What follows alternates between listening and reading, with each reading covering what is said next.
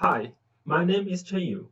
Welcome to the final presentation of our MSc Software Engineering Practice and Group Project. Our presented software is called MMXAI, which stands for Multimodal Explainable Artificial Intelligence. Before we start, I would like to introduce our group members. There are the group leader, Jay, Genze, Bojia, Z, Yongkang, and me. What is multimodal explainable AI? As the complexity of AI systems grow and drive more decision-making, it's becoming harder for humans to disentangle them and explain how those decisions are made. There's a need for explainable AI, or XAI for short, which aims to give intuitive interpretations of model behaviors.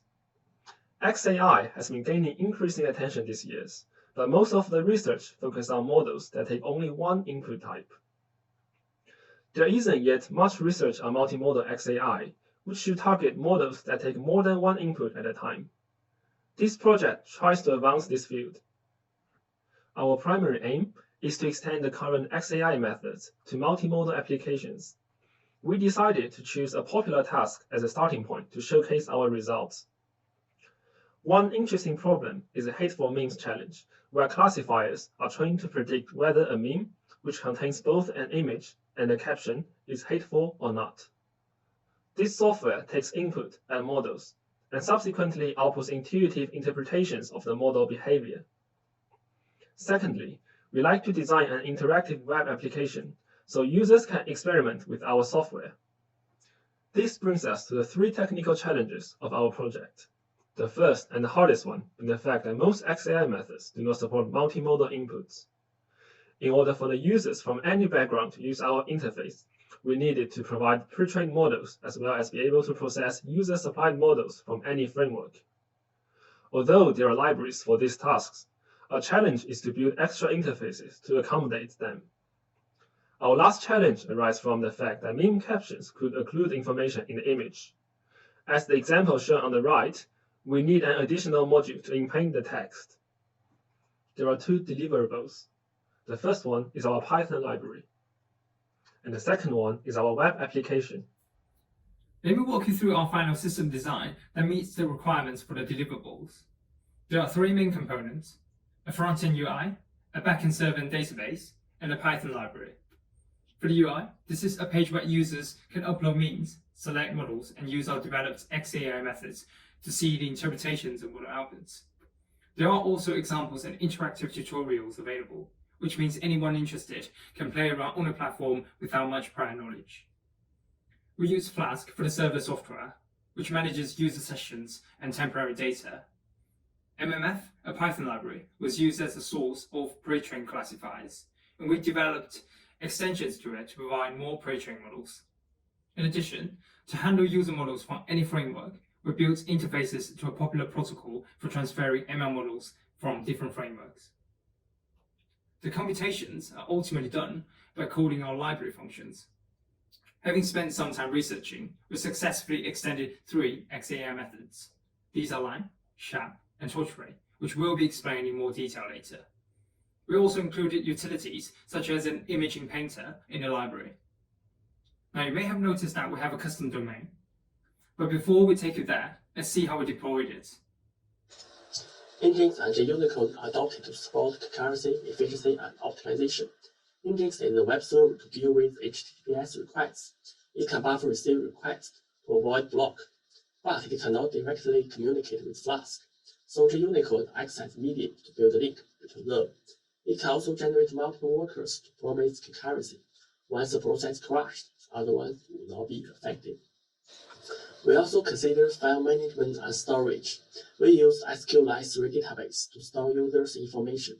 Specific directory will be created when new user visits our website to store their uploaded files and explanations.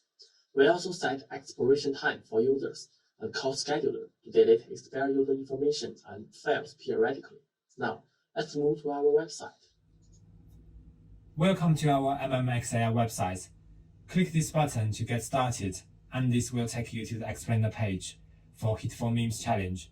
Initially, this page is left blank.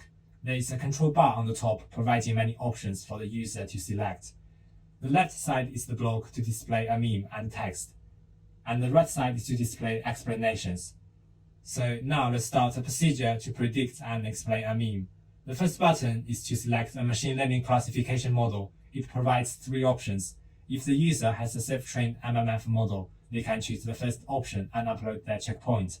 If the user has a self-defined model, they can choose the second option to upload it. And if the user doesn't have a model, they can choose the last option and select a pre-trained model from MMF. In this demo, we will use the pre-trained MMBT model. The next step is to upload the meme from our computer. Let's select this one. Okay, once the meme has been uploaded, it will be displayed on the left side. Then we need to type in the text associated with the meme here. Okay, next, we also provide an optional button called In Paint. Click this button will remove the texture in the image. And if the user finds that the result is undesirable, just click Restore. Here, we will use the in-painted image for demonstration. Then, there are 3 explanation methods for the user to choose from. We'll demonstrate all these methods, and here we just select Line first. The gear icon allows the user to customize parameters for explanation methods. Here we just use the default value. And the last option is to choose explanations for encouraging the model's decision or discouraging it. Usually, we use the default encourage. So far, we have finished the configuration for running an explanation method.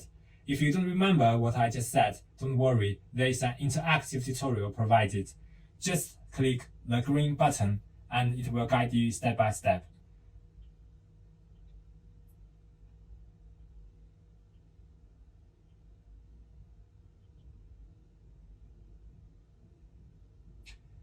And finally, we can click the Explain button to run the line method. While we wait for the results, let's talk about the algorithm behind line. LIME stands for Local Interpretable Model Agnostic Explanations. Local is to generate a local dataset around the input data and use it to feed a linear model which approximates the classifier's local behavior near the input. The components needed to feed the linear model are the data, the labels, and the weightings of each sample. The data used are the so-called interpretable features, for instance, the superpixel regions in the raw image. So to generate the dataset, interpretable features are randomly turned off for each modality. The existence of the feature is represented by an one-hot feature array. That of the 2 modalities are then concatenated to form the data. To better calibrate the weightings of the data samples, the relative importance of the 2 modalities for this model prediction is obtained, and it was used to help calculate the cosine distances. Then model agnostic means that the algorithm only needs a classify function from the classifier to get the labels of the novel data points. The resulting linear model learns the importance of each interpretable feature. The features with the largest importance are highlighted. And now the explanation results are generated as the 2 figures on the right. As stated here, the regions marked by the yellow boundaries, the words with the highest values, are considered the reasons for the model decision. Apart from those, LIME also informs the user that among the top 10 features that encourage model decision, how many and which ones are from each of the modality. The relative importance of the modalities mentioned above are also given here. We can see that the distribution of the top 10 features is consistent with the relative importance. What about the other methods? Let's try another one and see what we can get. So what exactly is SHAP? It stands for Shapley Additive Explanations. Shapley value is a famous game theory concept which measures the contribution of a member to the collective output by a group. In the machine learning context, we can think of features as members and model predictions as the output here. The challenge of extending SHAP to handle multimodal input comes from the dimensionality difference between image and text features. We solve this problem by downsampling the image and merge that with text features. The algorithm works as follows. When the inputs are given, text is split into tokens and image is segmented into superpixels using computer vision algorithms. The results will be something like this. We then use a binary map to represent the now downsampled image features and the text tokens. This will be our unified feature space. We then pass that into a library routine to calculate the Sharp value for each of the features using the formula here. Having done that, the values are then mapped back to the original space. For example, the pixels in the region will all get the same average value. Note that we do not restrict the input model in any way, so the algorithm is model agnostic. Now let's see how we can interpret the results. For both figures, red features have positive Shapley values, which means they push the model outputs higher, and the reverse is true for blue features. Since the target label here is hateful, the red features increase the probability of the meme being hateful. In addition, because of its additive nature, the sum of all Shapley values will equal the model output, which is about 98%. You can find more detailed explanations when hovering over the figures. Finally, let's try the third method, torch ray. Torch ray implements image and text explainer explicitly. Explainable perturbation method is used to explain image input by perturbing a mask to the original input. The masked image will be forwarded to the classification module to complete the logits output. The reward function evaluates the logits and uses them to optimize the mask in pixel by gradient descent. For text explainer, an approximation method is applied, which involves training a linear model to approximate the target classifier by generating random mask to the text input and forwards these random masked text input to the target model. The logits output can be computed. The linear model is then trained by fitting masked text with the corresponding logits. The weights of the linear model connected to each word reflect their contribution to the model's prediction. Words with negative weights will be masked to generate and optimize the text. Putting two explainers together, they update iteratively as figure shows. Image explainer optimizes mask with fixed text, and the text explainer takes the masked image to train its linear model and produce a masked text. The workflow will repeat until the target is reached. Now, as the results show, it is obvious that the remaining part in the image could produce a high smooth response, which is sensible that the region contains the most dramatic information here. The text explainer indicates each word's relative contribution to the prediction in ascending order. The negative value represents how hateful each word are, since the target is not hateful. So far, we have demonstrated how these methods work. What if the user wants to see more examples, but they don't want to configure so many options, nor wait for the computations? The solution is, we also provide an example mode. Just toggle this button to switch to the example mode. Here you just need to select a meme from our example library and select an explanation method. Then clicking Explain button will retrieve pre-computed explanations instantly.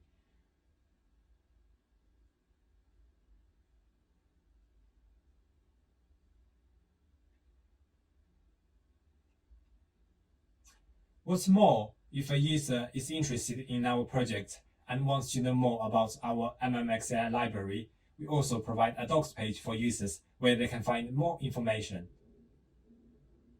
We hope you enjoyed the demo. Our software was developed using the Agile approach, having weekly Scrum meetings and alpha testing cycles. We also conducted unit testing and system testing to ensure the robustness of the product, as well as profiling to identify performance bottlenecks. After a prototype was built, we also performed beta testing by surveying users for feedbacks to make further improvements. As a guideline for effectiveness evaluation of our algorithms, 81% participants gave positive results to the explanation outcomes, while 100% liked our detailed interpretations. To conclude, we have met our two deliverables and goals set out in the project. First, 3 extended XAI methods to multimodal context. These are packed as an open source library, MMXAI, which is modular and easily extensible. Second, an interactive web application, mmxai.com. To the best of our knowledge, this work is the first integrated application to showcase multimodal XAI methods. Before we conclude, we would like to thank our supervisors, Dr. Pranava Mathiasta and Professor Lucia Specia, for their continuous support and guidance. Thank you.